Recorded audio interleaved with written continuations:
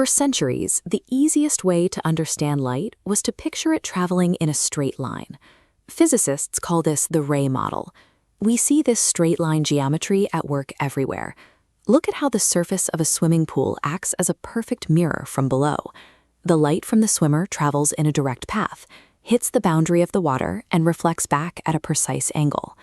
When light passes from one medium to another, like from air into glass or water, it slows down and changes direction.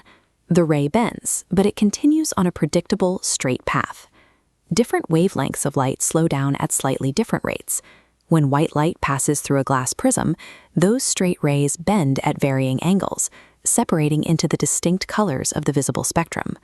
These rays also carry energy. When they strike a dark surface, like a paved road, the material absorbs that energy, causing its molecules to vibrate and heat up. At a human scale, this geometric model works flawlessly. It gives us a reliable, unbroken universe, where light bounces off mirrors, bends through lenses, and warms the Earth. But if we take that single, unbroken ray and zoom in to the microscopic level, a problem emerges. What is actually moving along that straight line?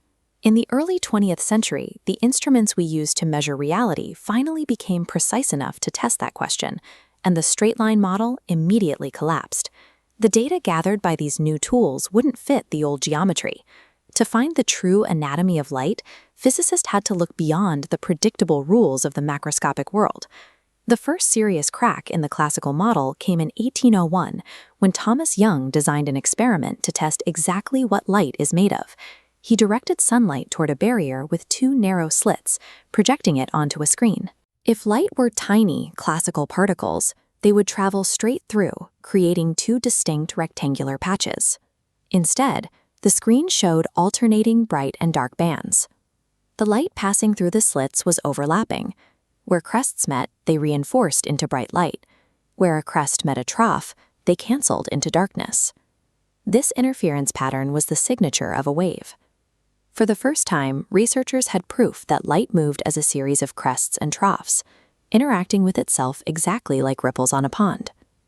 That wave theory held firm for 100 years, until Albert Einstein investigated a strange phenomenon known as the photoelectric effect. When you shine high-frequency light onto certain metal surfaces, the metal emits electrons. But the process does not behave like a continuous wave washing onto a shore. If light were a continuous wave, a dim light shown on a metal for a long time would eventually build up enough energy to pry an electron loose. But experiments showed that low-frequency light never ejects an electron, no matter how long you wait. Einstein realized that light energy isn't just a continuous wave.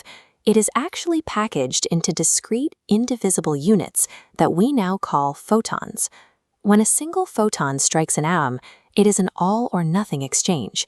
If that specific packet holds enough energy, the electron is instantly knocked free. If it doesn't, nothing happens. The metal wasn't absorbing a wave, it was being bombarded by localized particles.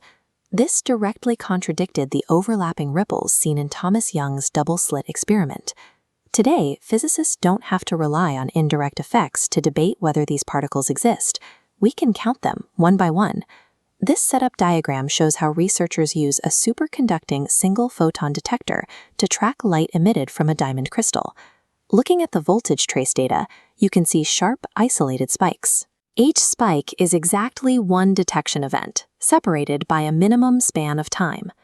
This schematic illustrates what physicists call a single-photon Fock state, where exactly one discrete excitation occupies a mode. The lack of overlapping events in the data, a phenomenon called antibunching, confirms that these photons are arriving as distinct single entities. Our most precise modern technology confirms that light is undeniably composed of individual, indivisible units. We are left with two absolute contradictory facts. Measure for interference, and light is a continuous wave. Measure for energy transfer, and light is an indivisible particle. The resolution to this paradox is wave-particle duality. The universe does not limit light to one physical form or the other. When a photon travels space, mathematics describes its path as a continuous spreading probability wave, mapping all possible locations. But the moment that wave interacts with a physical measuring screen, it instantly registers as a single point-like particle. How light behaves depends entirely on the design of the instrument used to observe it. Look for a wave, and the light acts as a wave. Look for a particle, and it acts as a particle. The nature of light reveals that classical labels like wave and particle are human descriptions for a much more complex quantum reality, one where the physical outcome depends entirely on the act of measurement.